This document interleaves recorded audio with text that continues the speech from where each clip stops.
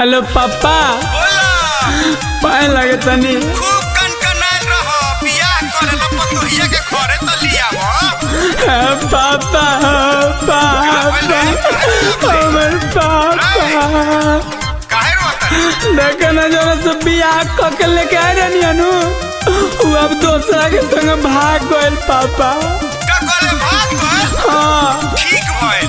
मारा हमरा से कहत ले कि पापा कोले नी बियाह बाबा करो ए बेटा अब बुझाए अब तू मजा लेता सुन ना माफ कर पापा हम कान धरतानी गलती पर बड़ा शर्मिंदा हम बानी माफ कर पापा हम कान धरतानी गलती पर बड़ा शर्मिंदा हम बानी टेंशन से दुबर भइनी पानी चढ़े लागल माना कइले रहनी त नाम मनल अब कहत रह कि पानी चढ़ता पापा का हो रे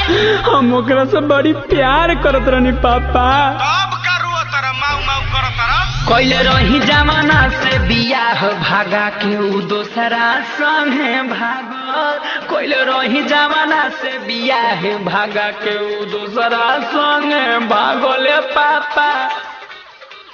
दोसरा संगे भागल दोसरा संगे भागल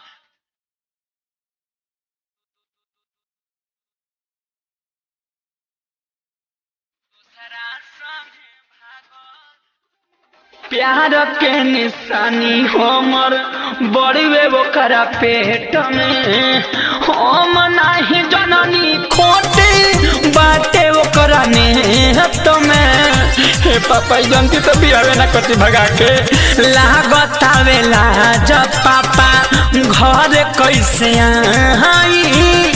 साथी संघाती सब हमके चिढ़ाइए पापा ओकरे फिक्रिया लागे हो ही जाए म पागल हे पापा हमरा प्यार के निशानी ओकरा पेट में रहलक पापा अब उ खेत में गल बेटा पापा हम पापा बने वाला नहीं है अब तू दादा हो पापा दादा हम बन गल बानी तहरा श्रद्धा पुरावला से हमर श्रद्धा ना पूरीए बबुआ कोइले रही जमाना से बियाह भागा के तू दोसरा संगे भागो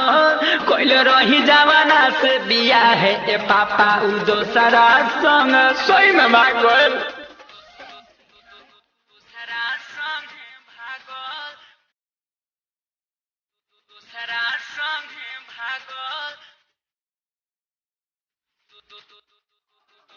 गहना गुड़िया लेके भागल दुख बिया दे गईल लागत उल्टे उतर दहेज हमसे ले गईल ए पापा इतना दुख बताई तरह से राहुल रसिक संग रहे ओकर चक्कर दिलवा में हमारा रूत